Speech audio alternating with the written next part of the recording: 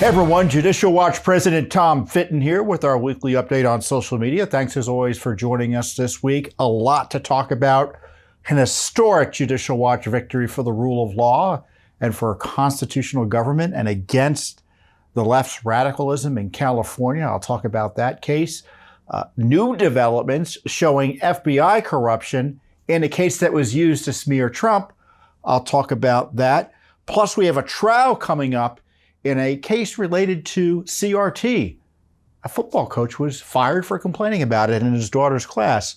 So a lot going on at Judicial Watch, and I'll give you the best analysis I can, not only of these cases, but what else is going on right now here in America. So first up, and it's not something I want to let pass without mention, is what I think is a disastrous decision by the Senate to confirm Judge Jackson to the Supreme Court. Now, those of you who have been following the news, Judge Jackson was President Biden's first Supreme Court nominee, and he's got it. And she will be a justice of the Supreme Court. It's historic demographically in that she is a black female. And the problem is not that she's a black female, and there's this history of making a development with her ascending to the court, but it's the result of a specific discriminatory process that led to her selection.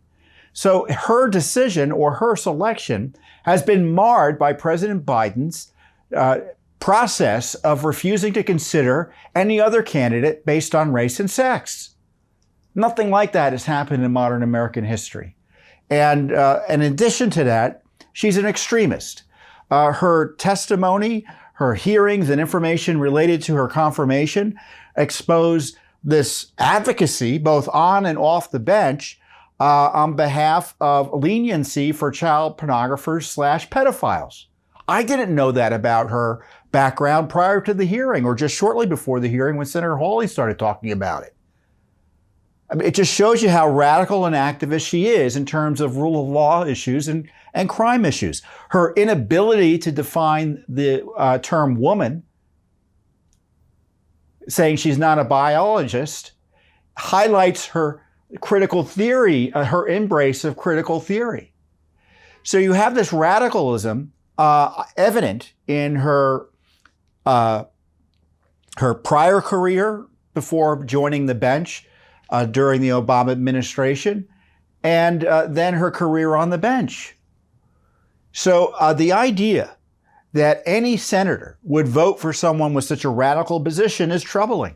And I have the same standard for Democrats and Republicans. My view is you don't give Democrats a free vote on this, and you don't give Republicans a free vote. You don't say to Democrats, well, of course you have to vote because your president, the president from your party nominated her. No, you have to exercise independent judgment.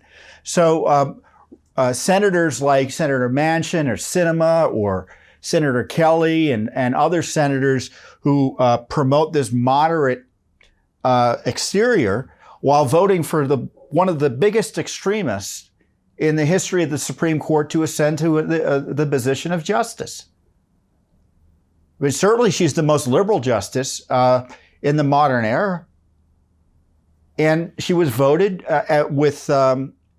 she got every Democrat, 3 Republicans voted for her, Senator Murkowski from Alaska, Senator Mitt Romney from Utah, who unbelievably had voted against her going out to the circuit court, the appeals court, not that long ago.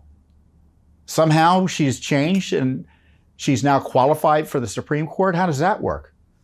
Talk about a weak vote. And then Senator Collins from Maine, who also knows better. And unfortunately, the Republicans have been planning to lose this vote from the get-go. And the reason I want to highlight this is because there should be accountability even now for those senators who, A, didn't do enough to oppose her or actually supported her. And if you have concerns about that, you need to share your concerns not only now, but in the future and remind people that you remember what they did. And you want accountability and you want to share your views on it. Obviously be respectful and if you call offices and such. But my point is, we just can't let this sort of assault on our Constitution and the Senate in a bipartisan failure, let a nominee like this get through? It's unbelievable. In addition to the fact that she was selected on the basis of race and sex discrimination, a process that the Senate shouldn't have abided by either. So, I pray for Judge Jackson. I still pray the Lord gives her wisdom and discernment. Maybe she'll make some good decisions. But she's going to be a reliable and, unfortunately, an extreme vote on matters before the court. And so it's not good news. The Republicans, some of them have probably justified their lack of energy in pursuing opposition to candidates such as Judge Jackson as well. She's replacing another liberal on the court. Well, she's going to be there for 30 plus years. She'll be influential. Her dissents will be quoted by other judges who are going to abuse their positions, I would suspect, the way that this is the liberal activism way. You find justices' decisions that you like, even if they're dissents, to justify liberal activism in other jurisdictions and other courts. So to give voice to someone with such extreme views and to give her this lifetime appointment, it's a tragedy. It's a tragedy. Now, what does it mean for Judicial Watch? What does it mean for us? Well, it just means we got more work to do, right? We need to make sure the laws are followed and that we work to make sure that senators understand the duties that they have to pursue and the obligations they have in terms of protecting the Constitution from judges who would tear it apart.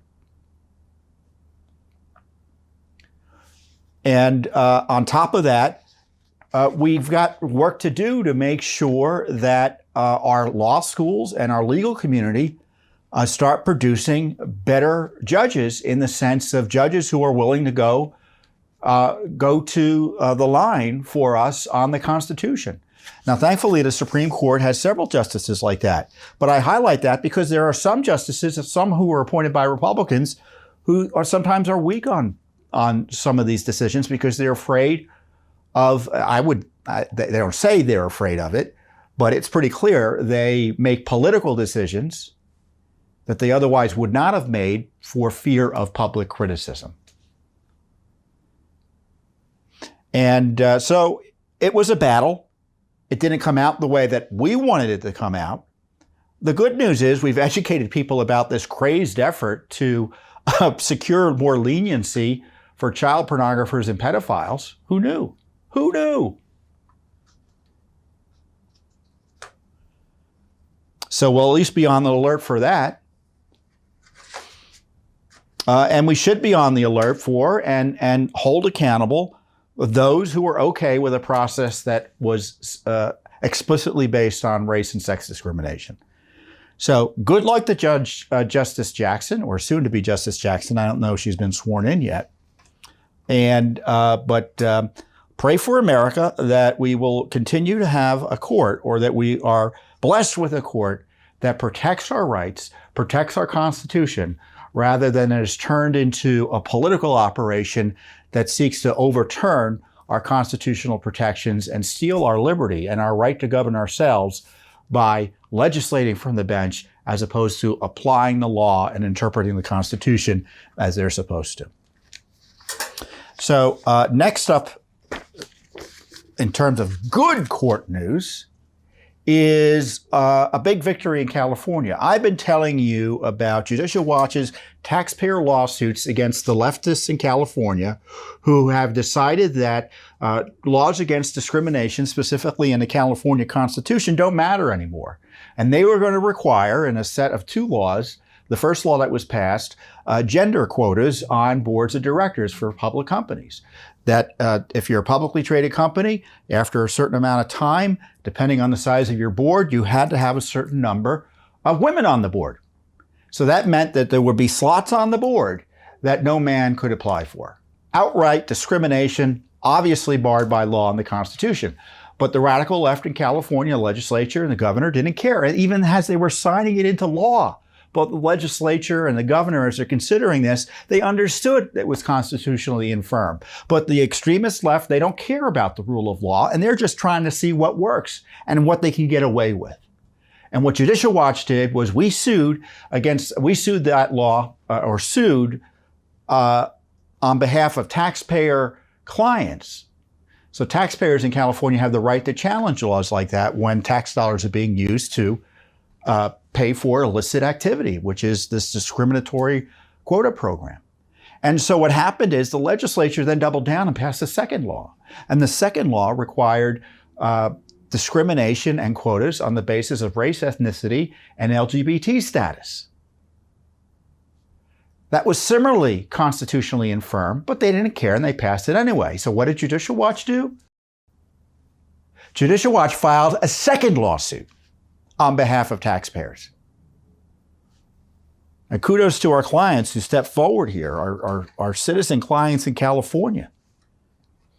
And in the first case, the gender case, we went to trial.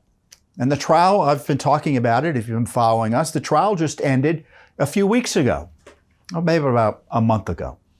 We don't have a decision yet. It lasted several weeks, but the court hasn't made a decision yet. It was before the judge. It wasn't before a jury. And so we expect the judge to make a decision soon. But in the second case, the case against the race quotas, we won. We won.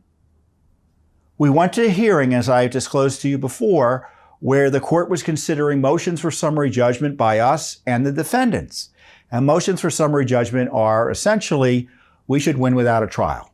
And of course, the defense says they should win without a trial. And the court ruled as unconstitutional this quota scheme that the legislature put out there, requiring that boards of directors fulfill some type of quota scheme based on race, ethnicity, and LGBT status. It was an historic ruling, because it would be Katie bar the door if that court allowed it to go forward.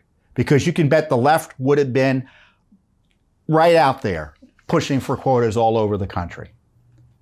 And here in this case, it was a state court judge who made the ruling based on the plain language of the Constitution in California and found the court or found the state's arguments wanting. So weak that he didn't need a trial to figure out what was up and what was down. And so he issued the ruling. It was last Friday. I think it was shortly after I did our weekly update last week. And right? I don't think we talked about it last week, right? And so it was a one-page ruling saying, I'm granting summary judgment. And boom, the news was all over the country. And then on Monday, we got a hold of the decision, which described his thinking. But I tell you, this is big news because this is a historic victory, as I said, that is going to set a precedent and have national implications. What did I say?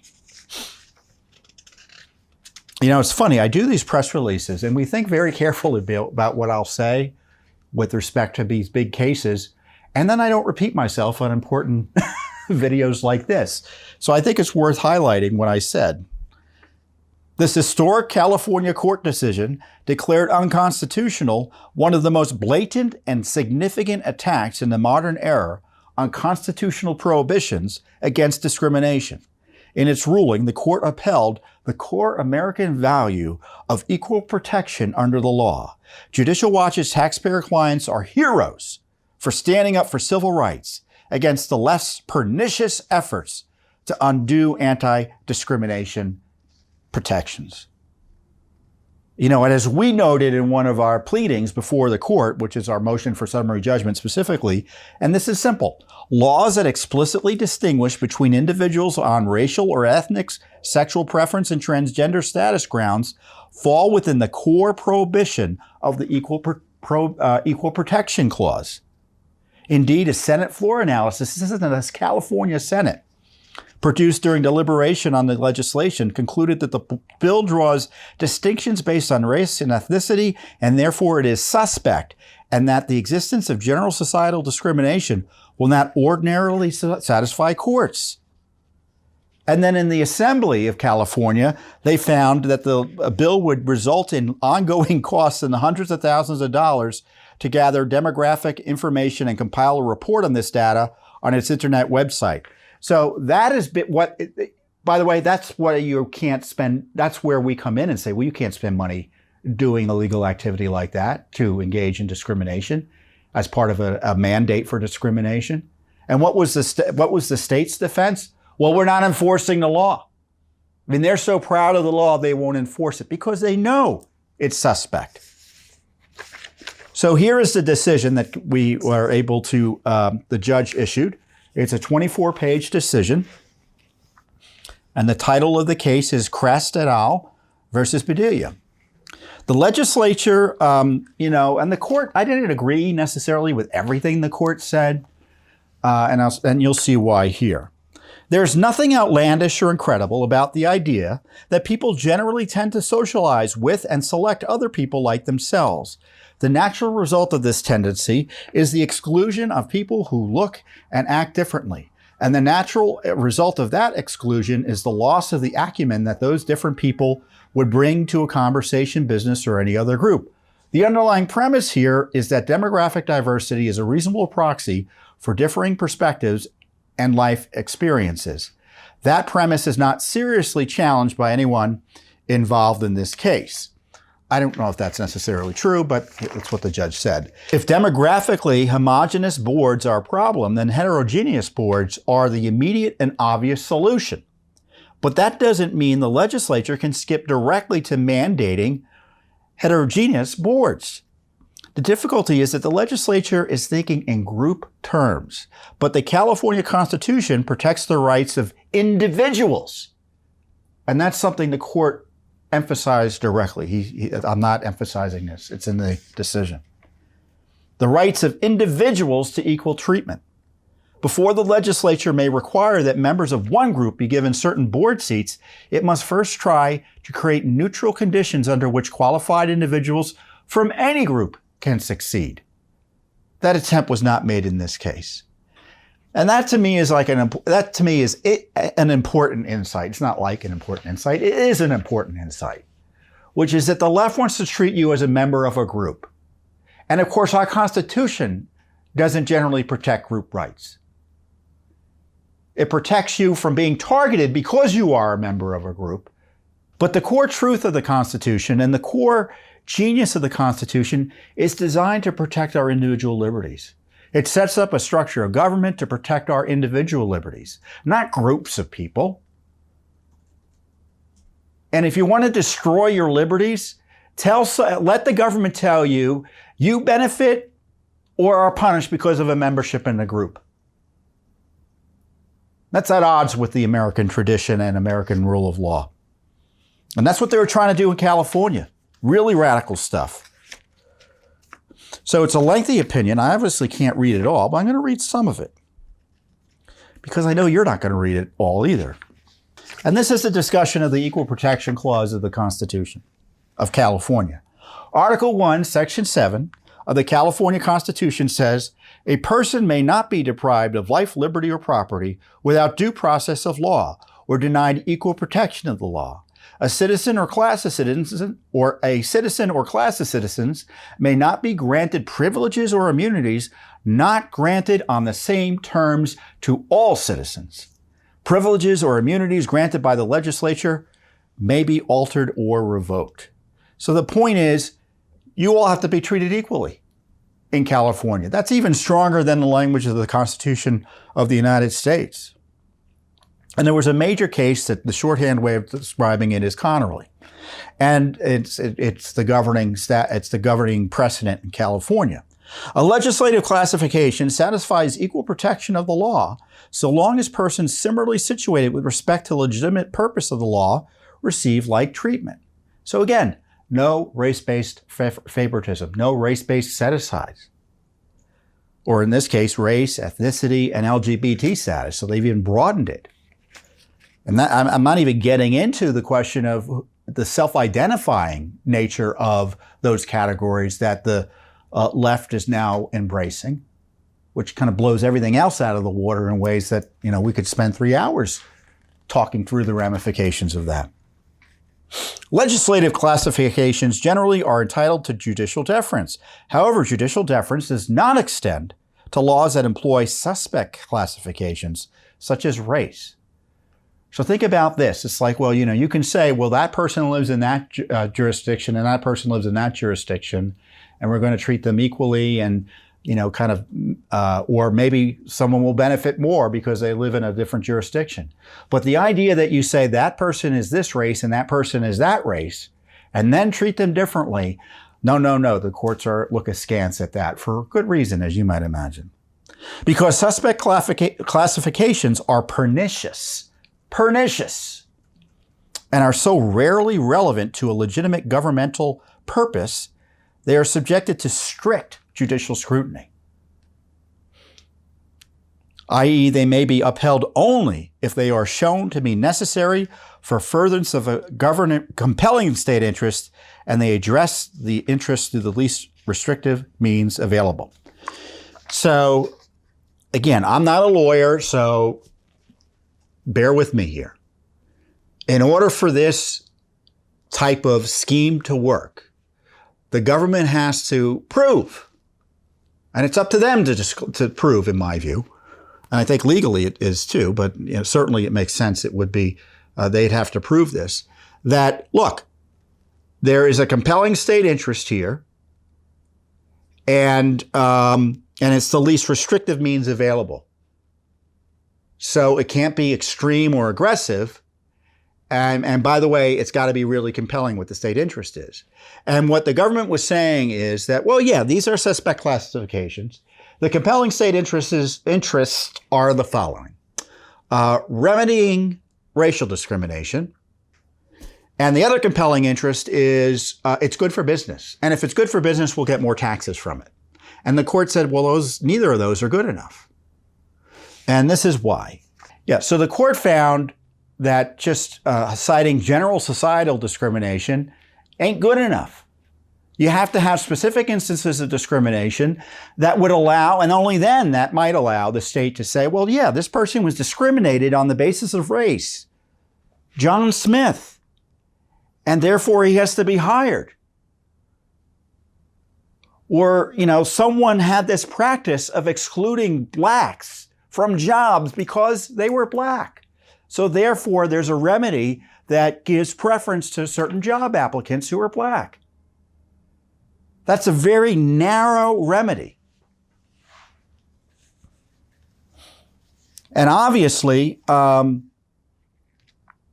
there's no doubt, by the way, that these categories of suspect classifications, there's no doubt this law triggers the sort of scrutiny that we're talking about. It requires corporations to have a specific number of directors who are members of certain listed races or else have certain listed sexual orientations or gender identities. People of other races, orientations, and identities are necessarily excluded from these board seats. I really can't believe we're even having to talk about this in this day and age.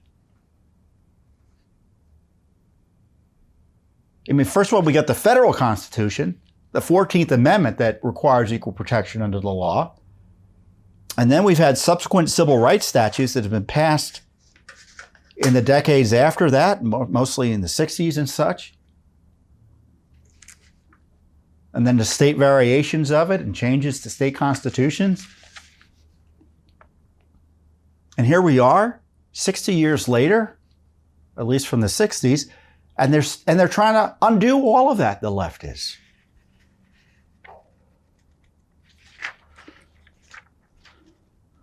And with regard to the economic argument, it's good for business. Well, first of all, we beg to differ. Discrimination's never good for business. Because that's what this is about. This isn't a question of, oh, let's have diversity or let's have people from various backgrounds on the boards and think that's not the issue. The issue is, do you tell people you can't apply because of your race or because you have the wrong sexual identity?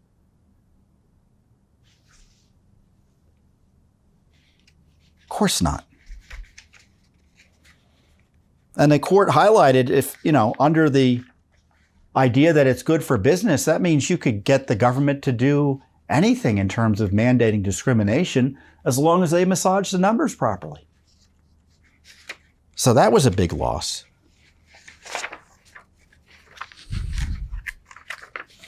So this is how the judge concludes.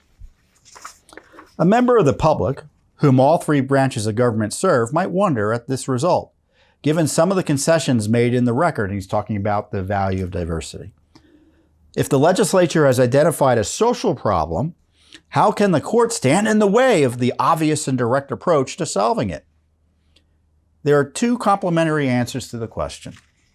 The first comes from the differing functions accorded to the different branches. It is the function of the judicial branch to resolve disputes.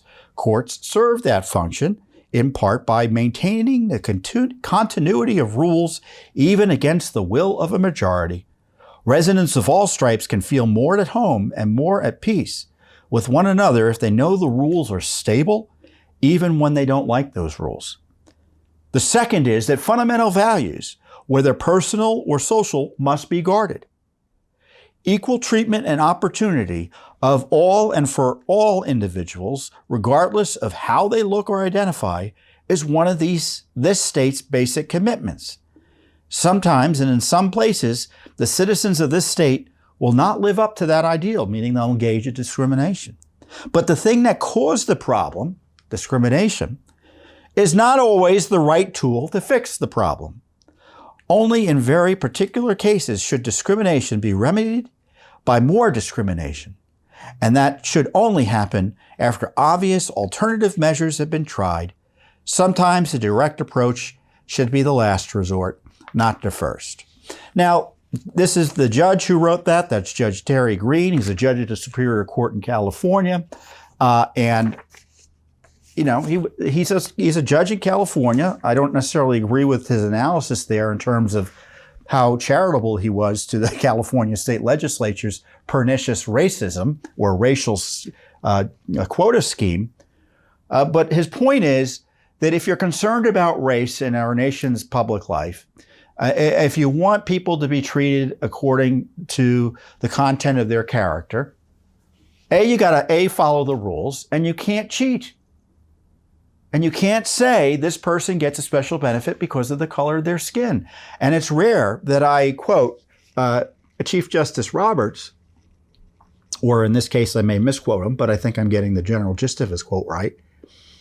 He said the way to end racial discrimination is to stop discrimination based on race. I mean, the solution to race discrimination is not more race discrimination.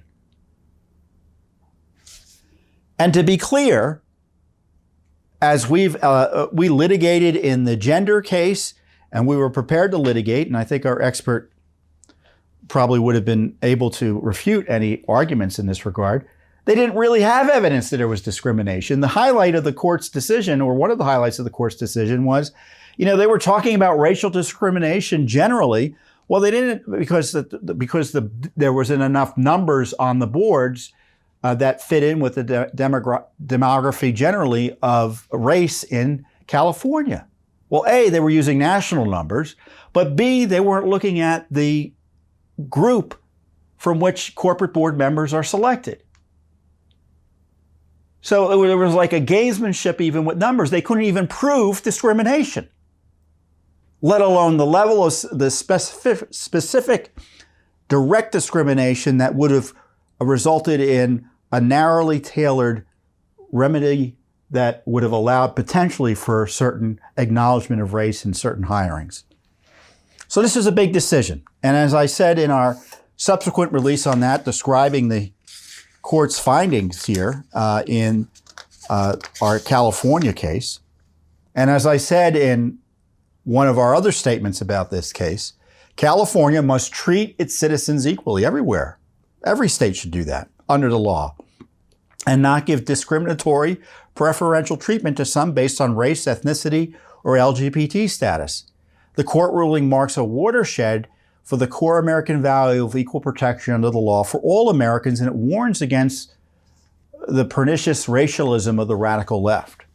And what's interesting about this is the media reaction to it, because they really don't know what to say or do, because there is no legal justification for what went on here.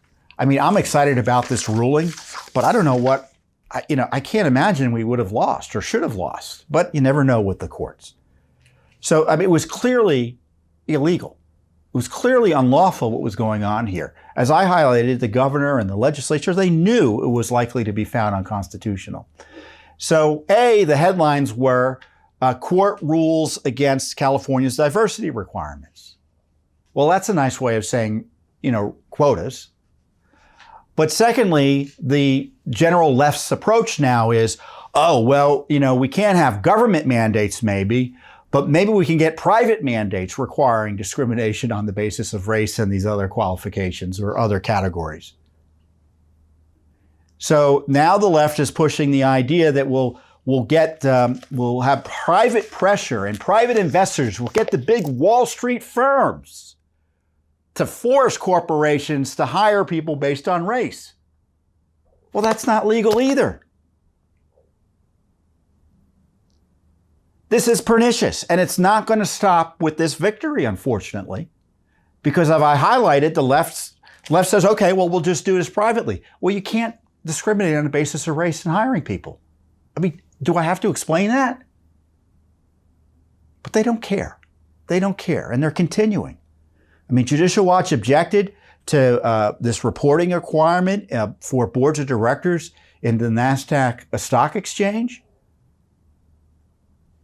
A reporting requirement that would have pushed, obviously, for categorizing people based on race, and then implicitly hiring them based on race and other categorizations. Again, suspect categorizations. And, the Biden, forget about that joke. I sometimes get confused about who's running which administration. So the Biden Securities Exchange Commission blessed that.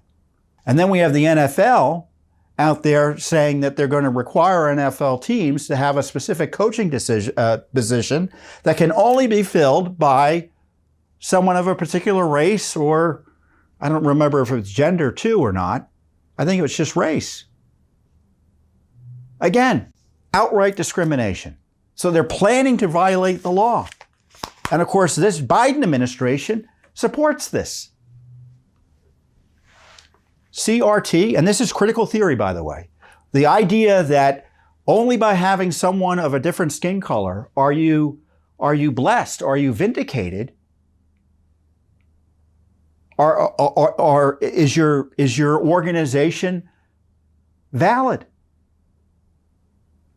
Obviously, that's not true. The question is, are you discriminating on the basis of race? And if you're not, it's no one else's business. It's no one else's business. But the critical theorists, they believe it's always their business. And if you don't agree, they'll come after you, which is the segue to our next case. I've told you about a Judicial Watch lawsuit that was filed on behalf of a high school football coach, Coach Flynn up in Massachusetts, Dedham, Massachusetts. We filed a civil rights lawsuit in federal court. He was fired for objecting to this racialism in his daughter's 7th grade history class. So he sued. And the trial has been set for September of this year. We have a hearing next week on it. Again, a summary judgment hearing where the court's going to decide competing efforts. Although I think we want to go to trial. I don't even think we have a motion for summary judgment. But it doesn't matter. They're trying to end the case.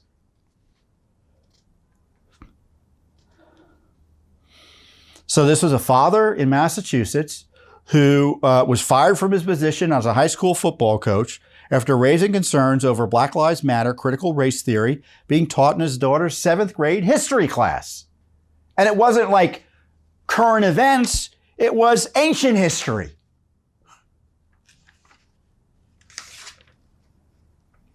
And David Flynn, he's the father of two, or at least was the father of 2 Dedham public school students. I think he may have pulled them out after this dispute. He was removed from his position after exercising his right as a parent citizen to raise concerns about his daughter's history curriculum being changed to include biased coursework on politics, race, gender equality, and diversity.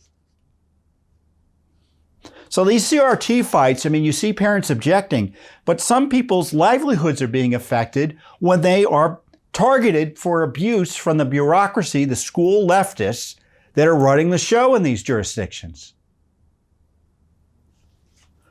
And I guess, I shouldn't say they're all leftists. Some of them may are not leftists, but they just do what they think they need to do to stay in their position, it looks like.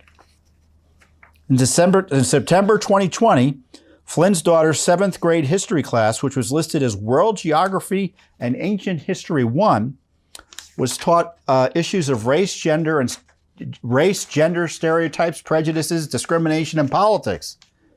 This is what we say. In one assignment, Flynn's daughter was asked to consider various risk factors and mitigating factors that two people, one identified as, quote, white, and the other identified as black, purportedly might use to assess each other on a city street, including among the various factors were skin color, gender, age, physical appearance, and attire.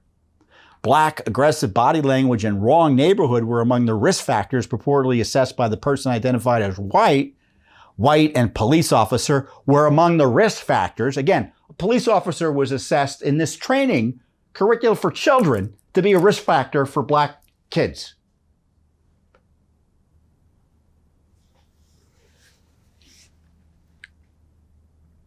So Flynn and his wife contacted the history teacher and the principal, and then the superintendent,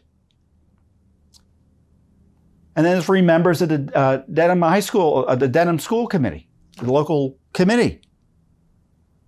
And he asked for assistance, and he wasn't getting anywhere, and he removed his children from the school. And these were his concerns, all legitimate. They changed the curriculum without notifying parents or providing a course description and syllabus available for parents to review. Again, these are the fights you hear about. The new curriculum contained coursework on politics, race, gender, equality, and diversity that were not suitable for 12 and 13-year-olds. Again, we're hearing a lot about that too on other topics. They weren't teaching these topics objectively, so it was this left-wing political bent. The history teacher used a cartoon character of herself during one of the Zoom classes, wearing a t-shirt supporting, I think it was Black Lives Matter.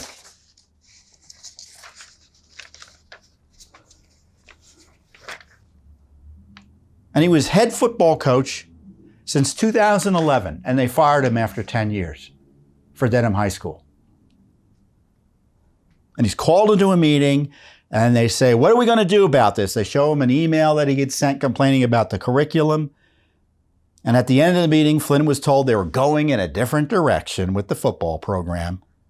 And then after he left, they released a public statement embarrassing him by saying he was fired because he expressed significant philosophical differences with the direction, goals, and values of the school district. So here you have the head football coach fired because he complained about his daughter's curriculum in another school, which is his God-given First Amendment right. And he had a right to object as a citizen and father to extremist racial propaganda in his child's history class. And this federal trial over this abuse can't come soon enough. And of course, what is the government's response? What are the defendants' response? They've got qualified immunity, right? What does qualified immunity generally mean? Again, my non-lawyer analysis is it means you can't sue them. They're not proper defendants, these individuals who fired them, because they did the work as government officials and they've got immunity because they were just doing their job. And as I say, as our lawyers say, defendants have not demonstrated a legitimate reason why Dedham public school interest outweighed Flynn's First Amendment rights.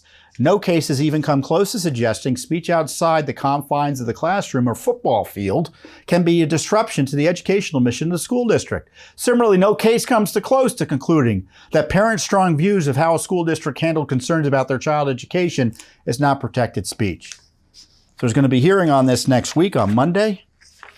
You can actually register. Well, maybe too late to register by the time you read this or hear this. But I'll let you know what happens next week, assuming that we get some news back. So this isn't the only case we have. There's another school teacher who was fired for TikTok videos I think she made, or other social media videos she made when she was running for the school district. And I think she was complaining about the transgender extremist agenda. So they fired her. And another school teacher out in Illinois that we're representing, she was fired because she posted Facebook kind of commentary. Wasn't all that even, wasn't even like harsh. She was saying, I'm glad I'm not up in Chicago where there's a lot of violence or something like that. And they fired her. It's outrageous. You criticize the left's agenda, you get fired. And that's illegal under our Constitution if you're a teacher. And it's important that we take a stand here because as we're seeing in recent weeks and months, the left has expanded what they want to prohibit criticism of. If you criticize the transgender extremist agenda, you want kids to die. You say the wrong thing on the internet, you'll be banned.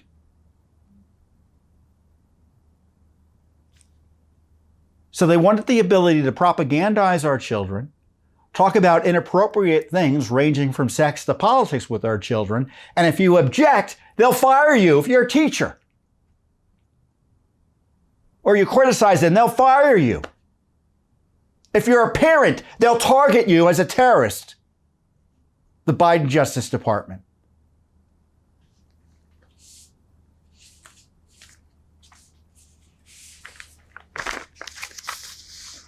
And I tell you, we're going to do what we can do to protect those who are being targeted here. A, we're going to expose the targeting. And B, when the lines are crossed and we have the capacity, we're going to come in and protect and defend the rule of law and vindicate the rights of these people to be able to talk about matters of public policy concerning their children, concerning their community. I keep on saying, and the phrase I will say again, it's the Great Suppression. We're in the middle of the Great Suppression. And we got to stand against it. Now, the other issue I want to talk about before I go is the breaking news of the extraordinary jury decision and partly non-decision in Michigan over the Governor Gretchen Whitmer so-called kidnapping plot. You may recall just before the 2020 election, the FBI and the Justice Department made a big noise about upending and exposing a vicious, murderous plot to kidnap Governor Whitmer, who was a notorious governor in the sense that she had this horribly aggressive COVID lockdown approach that trampled upon the rights of citizens, and people were objecting. So what happened is the FBI highlighted this plot to kidnap her, and people were arrested, and of course, Trump was blamed, right? About a month before the election, all this comes out. So what happens today? A jury just acquitted 2 of the defendants and deadlocked on charges against 2 more, based largely on the fact that it looks like the whole plot was engineered by FBI informants. So it highlights the corruption of the FBI targeting people based on politics.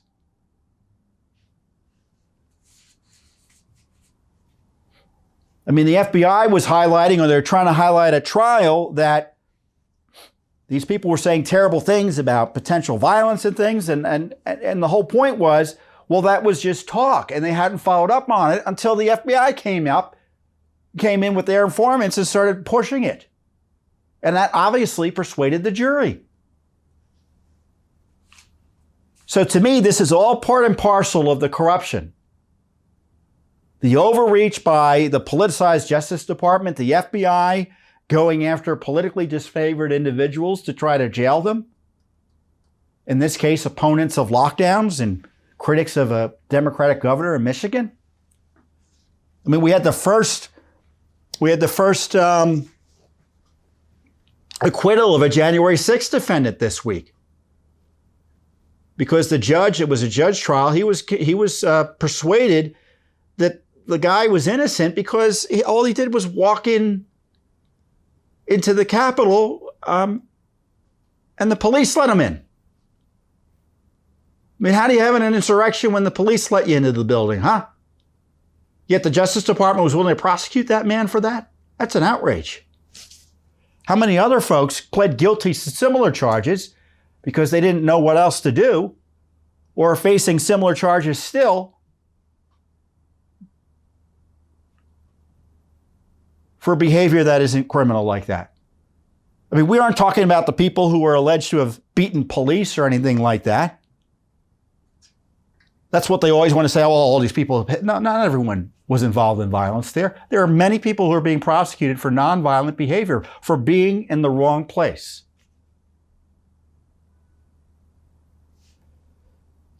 That at best could have been handled, that and the least could have been handled with simple fines if there was an issue there. But instead you have federal prosecutions. It's unbelievable. And it's all about targeting the political enemies of the Biden administration and the Pelosi Congress, and scaring off Americans from exercising their First Amendment rights to petition their government. Time and time again, it shows up. And thankfully, this Whitmer jury saw through this FBI entrapment scheme. And look, I'm pro-prosecution sometimes in some of these things. I know some folks don't always agree with me on this. But I tell you, these days, I don't trust the FBI and the Justice Department to do much. Do you? I don't. So that's a big deal.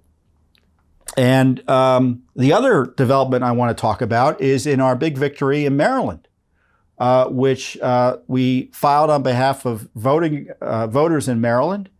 And we won, as I've told you before, against the Maryland gerrymandered map that was abusive and unconstitutional.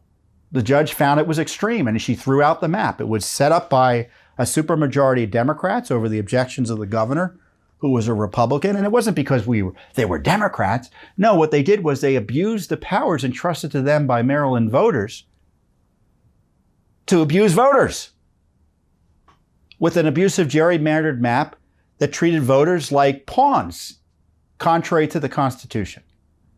And so what happened is the judge, in a historic ruling, threw out that map. Great victory. Great victory for Judicial Watch. Our lawyers did a great job. And what happened was Maryland, the state appealed it, but they also passed a new map quickly. So the new map was not perfect, but it was pretty good and much better than the prior map. So that meant that the political views of the voters of the opposite political persuasion were more protected and more respected their rights in this map. So Governor Hogan, the governor of Maryland, signed the map. They've dropped the appeal. So we won. Case is over. I think it's over. I've been around lawyers long enough to know that sometimes you think something's over, but then something else happens. But it's a big victory. And as I highlighted, it was the first time, I think, in the modern era, at least, that a Maryland redistricting map, congressional map, has been thrown out by a court. So we made great law there, and we vindicated the rights of our clients and the citizens of all Maryland. See, the thing about gerrymandering is, the left always talks about it as these evil Republicans are gerrymandering. And sometimes Republicans gerrymander. That's true. But Democrats do it too. And my point is that when Republicans gerrymander in a state, it abuses, and it's illegal in the sense that they've got these crazy looking maps and they're, as I said, treating people like pawns. They're trying to pick voters rather than having the voters pick politicians. That ends up treating Republicans poorly, and it treats Democrats poorly. So Republican gerrymanders abuse both Republicans and Democrats. Democrat gerrymanders abuse both Democrats and Republicans. One party operations that don't at least respect the rights of their political opponents. Obviously, it's their opponents that suffer, but also, if you're in Maryland, you're put in let's say a plus 15 Democratic district that goes up and down the state like a crazed Rorschach test. And what all you get to do is, vote for whatever the party nominee is, right? You never really have the ability to sway an election one way or another. So, there's an irony in terms of being in a jurisdiction where you've got a supermajority of the district being one political party. You don't have as much choice. And oftentimes, because you're a valuable voter, because you vote one way, you're often asked to vote for someone who doesn't even represent you locally, in the sense that, you live in this part of the state, you're kind of drawn into a map that has a politician from the far side of the state representing you who doesn't really know anything about where you live.